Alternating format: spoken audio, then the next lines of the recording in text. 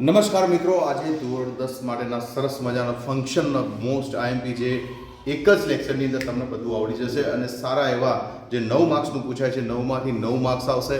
ખાસ ધ્યાન આપજો અને જે હું કહું એ બાબતને ખાસ ધ્યાન આપજો. The 9 out of 9 keep in the mind. હવે જઈએ છીએ ઇમ્પોર્ટન્ટ ફંક્શન તરફ જઈએ છીએ આપણે. ફંક્શનની અંદર કઈ બાબતોનું ધ્યાન રાખવાનું છે એ ખાસ ધ્યાન રાખજો મિત્રો.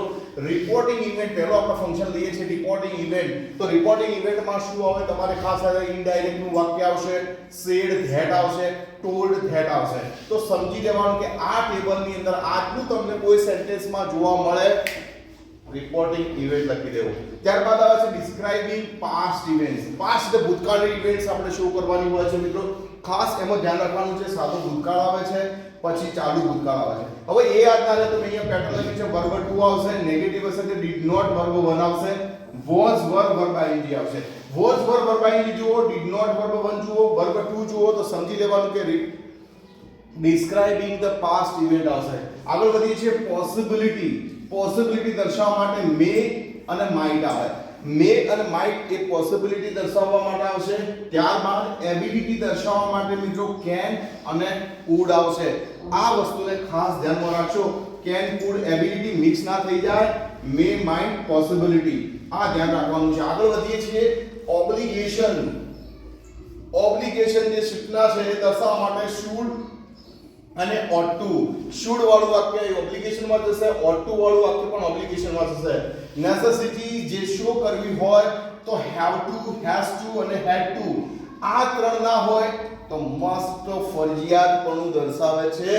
એટલે નેસેસિટીઝ માં આ ત્રણ આવશે. માર્ક્સ નંબર 1 પાકો થઈ જશે. ફ્રીક્વન્સી મિત્રો, ફ્રીક્વન્સી જ્યારે પૂછાય વિદ્યાર્થીઓ ઘણા મૂંઝવણમાં હોય છે, એલવાય વાળા શબ્દો પસંદ કરી લેતા હોય છે.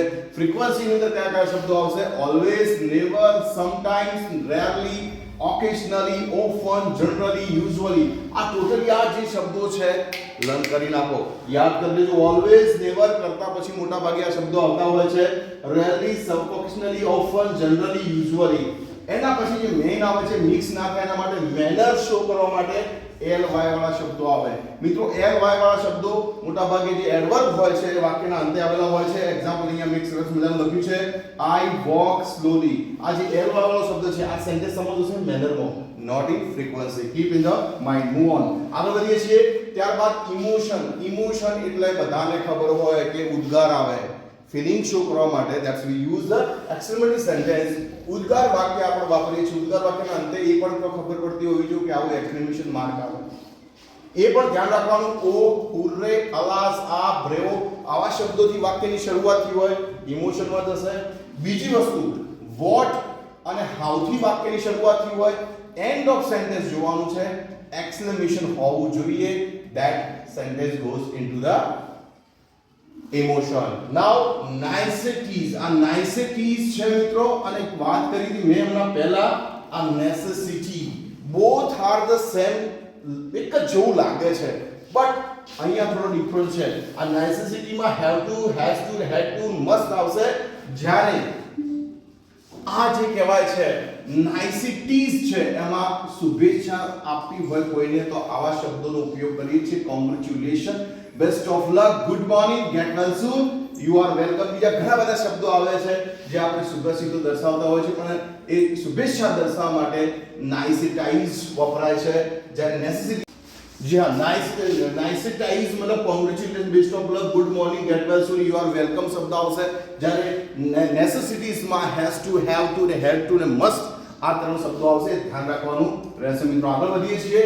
કમ્પેરિઝન. ડિગ્રી દર્શાવવા માટે, ડિગ્રી દર્શાવે, કમ્પેરિંગ થિંગ હોય, કમ્પેરિંગ પર્સન હોય, એની અધર કમ્પેર કરતા હોય તો ડિગ્રી દર્શાવવા માટે આપણે કમ્પેરિંગ શબ્દો વાપરીએ. એઝ આવે, સો એઝ આવે તો સમજી લેવાનું કે કમ્પેરિંગ માં આવશે. આ ડિગ્રીમાં આટલું બધું જણાવવાનું એટલા માટે છે કારણ કે મિત્રો આમાં એક વસ્તુનું ખોટ પડી જાય. ખોટા બે વાક્યો એક જેવા આવી ગયા. કઈ બાબતનું ધ્યાન રાખશો તો રાઈટ પડશે. કે વિથ ધ માઇન્ડ વિશેષણ સાથે er હોય તો ધ્યાન આવવું જોઈએ. નાવ એની અધર સાથે મિત્રો ખાસ યાદ રાખવાનું એક વચન નામ આવે. મેની અધર અને મોસ્ટ અધર સાથે ખાસ યાદ રાખવાનું બહુવચન નામ આવે. નો અધર પછી એક વચન નામ આવે. વેરી ફ્યુ પછી બહુવચન નામ આવે. કારણ કે મોટા ભાગે બે સેન્ટેન્સ ભેગા આપી દીધા છે મેની અધર પછી બહુવચન નામ આવશે, એની અધર પછી એકવચન નામ આપ્યું હોય તો રાઈટ સમજીએ, પણ એની અધર પછી બહુવચન નામ આપ્યું, મેની અધર પછી બહુવચન નામ આપ્યું હોય તો સમજવું શું? તો બે ડિગ્રી ભેગી થઈ ગઈ, તો ડિગ્રીના બે સેન્ટેન્સ ભેગા આવે ત્યારે આ નિયમ આપણને બહુ કામ આવે છે કે એની અધર પછી એકવચન આવે અને મેની અધર મોસ્ટ અધર પછી બહુવચન નામ આવે છે. ઓળખાણ ખાસ ધ્યાન આપવાનું છે, નો અધર પછી એકવચન નામ અને વેરી ફ્યુ પછી બહુવચન નામ આવે છે. મિત્રો આગળ વધીએ છીએ. મેકિંગ રિક્વેસ્ટ, આપણે કોઈને રિક્વેસ્ટ કરતા હોય મિત્રો પ્લીઝ, અને હાલના સમયમાં નવું ટ્રેન્ડિંગ ચાલે છે કાઇન્ડલી વર્ડ યુઝ કરવામાં આવે છે, એના પછી વર્બ અને અન્ય શબ્દો આવે છે. કાઇન્ડલી ડુ માય ફેવર, તો આ કાઇન્ડલી શબ્દ યુઝ કર્યો છે. બીજું વાક્ય લખવું તો લખી શકીએ છીએ please, simple sentence, help me. આ બધા જે સેન્ટેન્સ છે મિત્રો એ સમજશે મેકિંગ રિક્વેસ્ટમાં. Move on. આસ્કિંગ અબાઉટ, પ્રશ્ન પૂછવામાં આવે અલગ અલગ. ડ્યુરેશન, તો ડ્યુરેશન માટે શું આવશે? How long. Keep in the mind. Number, તો સંખ્યા દર્શાવવા માટે હાઉ મેની. અને quantity, how much. How much થી વાક્યની શરૂઆત હોય તો ક્વોન્ટિટી, હાઉ મેની થી વાક્યની શરૂઆત તો નંબર, અને હાઉ લોંગ થી વાક્યની શરૂઆત હોય તો ડ્યુરેશન શો થશે. એક ત્રીજું બાકી છે ચોથા નંબરનું, જ્યારે લેન્થ શો કરવી હોય ત્યારે how far. How far is Ahmedabad from the Mehsana, તો એમાં લેન્થ આવશે. Keep in the mind. ત્યાર પછી આગળ વધીએ છીએ. Talking about alternative choice. Choice દર્શાવવા માટે વિકલ્પ દર્શાવતા જે આપણે સંયોજક યુઝ કરીએ છીએ આઈધર ઓર, નાઈધર, નોટ અને ઓર પણ વાક્યમાં વપરાય છે. અલ્ટરનેટિવ ચોઇસ વપરાવે છે. ત્યારબાદ કોન્ટ્રાસ્ટ શો કરવા માટેના કન્જક્શન જે વપરાતા હોય છે in spite of, but, yet અને સ્ટીલ. આ તેને તો ભાઈ છે, સાથે સાથે ફરતા હોય છે ભાઈ. ત્યારબાદ ધો, ઓલ્ધો, ઇવન ધો અને ઇવન એ. ખાસ એક વસ્તુ ધ્યાન આપી દઉં, ઇન સ્પાઇટ ઓફ પછી હીઝ, હર, માય, એટલે શોર્ટમાં કહી દઉં છું પોઝિટિવ પ્રોનાઉન આવશે. Positive pronoun. Keep in the mind. But, yet, still વાક્યની વચ્ચે વપરાય છે. વાક્યની વચ્ચે, અને આ બધા રહે તો વાક્યની શરૂઆતમાં આવે. વાક્યની શરૂઆતમાં. તો આ બધું ધ્યાન રાખીશું તો બંને વાક્યો વચ્ચે કોન્ટ્રાસ્ટ હોય તો દર્શાવવા માટે કોન્ટ્રાસ્ટ શો કરતા કન્જક્શન આપણે યાદ રાખવાનું રહેશે. Move on. મિત્રો આગળ વધીએ છીએ. ત્યારબાદ રીઝન. રીઝન એટલે તમને બધાને ખબર છે કે કારણ દર્શાવવા માટે ઓવિંગ ટુ, ડ્યુ ટુ. આ બંને પછી પોઝેસિવ પ્રોનાઉન આવે. Possessive pronoun. Keep in the mind. Because, yes અને સિન્સ આ પણ મોટા ભાગે બીકોઝ જે છે એ વાક્યની વચ્ચે વપરાય છે. વાક્યની વચ્ચે વાપરવામાં આવે છે. એઝ પણ વપરાય છે. સિન્સ છે વાક્યની શરૂઆતમાં આવે છે. વાક્યની શરૂઆતમાં આવે છે. ઓફ પછી પોઝેસિવ પ્રોનાઉન આવશે, એ પણ માલિકી દર્શાવે છે. ઓકે, ધ્યાન આપીશું આપણે તો આપણને ખ્યાલ આવી જશે મિત્રો. આ બધી બેઝિક માહિતી છે જેનાથી આપણને ગ્રામેટિકલમાં ફંક્શન પરફેક્ટ આવી જાય. Reason, due to, owing to, because, as, since, on account of. ત્યારબાદ રિઝલ્ટ જે છે પરિણામ દર્શાવતા સંયોજક સો, ધેટ, ધેરફોર, સો અને એકલું ધેટ આ પણ વપરાય છે. આ પછી તરત જ પરિણામ દર્શક વાક્ય આવે છે. પરિણામ દર્શક વાક્ય આવે આ બધા પછી. Keep in the mind. કારણ કે પરિણામ દર્શાવે છે. આના પછી કારણ દર્શક વાક્ય આવે, કારણ કે શું દર્શાવતા હોય છે? કારણ દર્શાવતા હોય છે. seeking information, inquiry as in nature, both are the same to same. Keep us mind. ધ્યાન આપજો.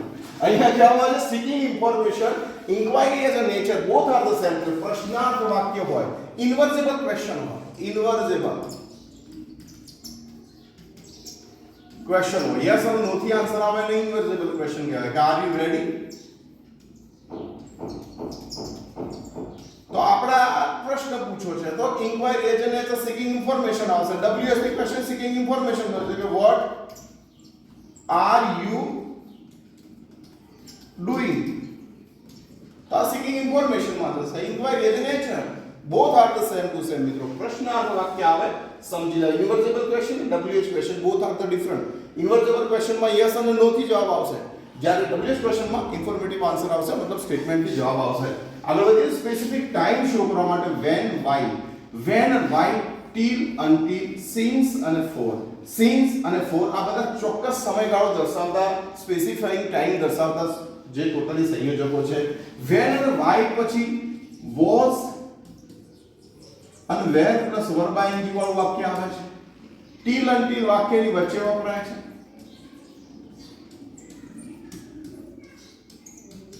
Okay, since A point of time દર્શાવે, પોઈન્ટ ઓફ ટાઈમ, અને ફોર છે એ લેન્થ ઓફ ટાઈમ દર્શાવે, લેન્થ ઓફ ટાઈમ.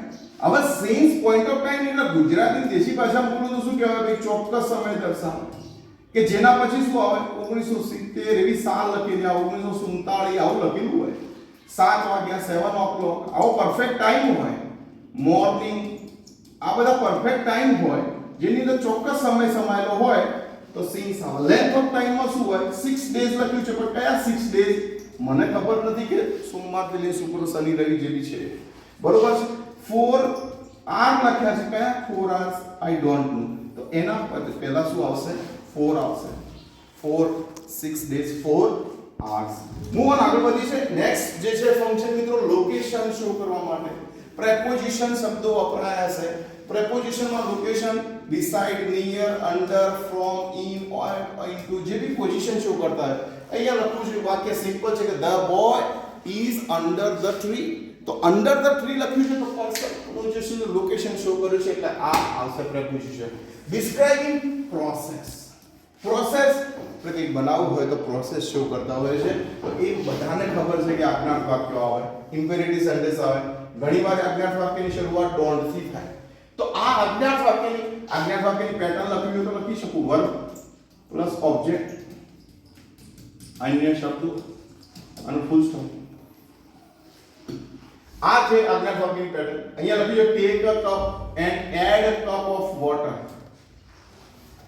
એક cup લો ને એની અંદર એક કપ પાણી ઉમેરી દો, તો પછી આ જે પ્રોસેસ શો કરી છે એટલા માટે ડિસ્ક્રાઇબિંગ પ્રોસેસ આવશે. Keep in the mind. Move on, આગળ વધીએ છીએ. ડિસ્ક્રાઇબિંગ પર્સન, ડિસ્ક્રાઇબિંગ પર્સન વ્યક્તિનું વર્ણન. તો બધાને ખબર હોય કોઈનું વર્ણન કરવું હોય, કોઈની વિશેષતા દર્શાવવી તો મિત્રો વિશેષણનો યુઝ કરવો પડે, એડજેક્ટિવનો યુઝ કરવો પડે.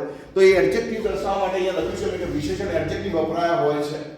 આઈ met an old man wore black coat. હું એક વૃદ્ધ માણસને મળ્યો તો જેને બ્લેક કોટ પહેર્યો હતો.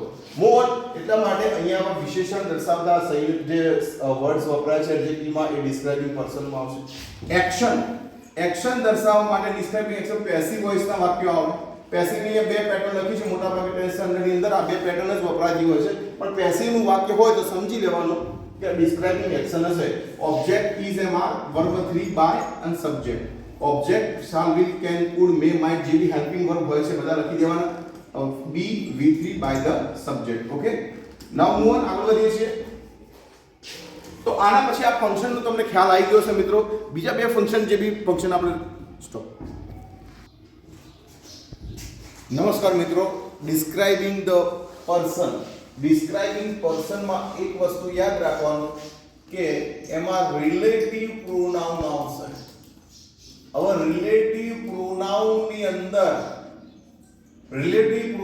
અંદર વ્યક્તિનું વર્ણન દર્શાવવા માટે who, whom અને whose આવેલું છે. આ ત્રણ જે છે પ્રોનાઉન એ વ્યક્તિ માટે વપરાતા હોય છે. અહીંયા બે પેટર્ન લખી છે કે પ્રથમ વાક્ય છે વ્યક્તિનું નામ હશે, who હશે અને whom હશે. બંનેની પેટર્ન અલગ છે. who સાથે who પછી તરત જ ક્રિયાપદ આવે અને અન્ય શબ્દો આવે. જ્યારે whom પછી સબ્જેક્ટ, વર્બ અને અધર વર્ડ આવશે. બંનેના એક્ઝામ્પલ લખેલા છે.